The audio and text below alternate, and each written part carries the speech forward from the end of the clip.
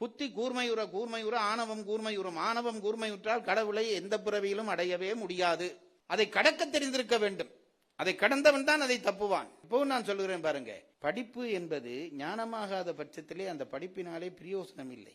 வைத்த நிதி பெண்டிர் மக்கள் குலம் கல்வி என்னும் பித்த உலகு என்றார் மாணிக்க வாசகர். கல்வியை அந்த லிஸ்ட்ல சேர்க்கிறார். வைத்த நிதி, காசு ரொம்ப வச்சிருக்கிறியா, கடவுளோட லேசில போக மாட்டே. வைத்த நிதி பெண்டிர் மக்கள், கொஞ்சம் மனைவிமார்களே ரொம்ப அன்பு வச்சிருக்கிறியா, கடவுள்கிட்ட போறது கொஞ்சம் லேட் ஆகும்.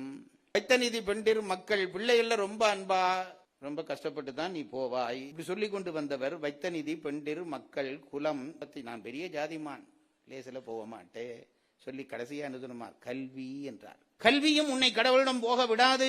கல்வி என்ன செய்ய, அப்ப கல்வி தேவையில்லையா? இதை சொல்லத்தானா உண்மை இலங்கையிலிருந்து கூப்பிட்டோம். பிள்ளைகளை நல்வழிப்படுத்திக்கிறோண்டா கெடுத்துட்டு போயிருவீர் போல இருக்கிறதே என்று நீங்கள் நினைக்கிறது. நான் இப்பவும் சொல்றேன் பாருங்க, நம் கல்வி என்பது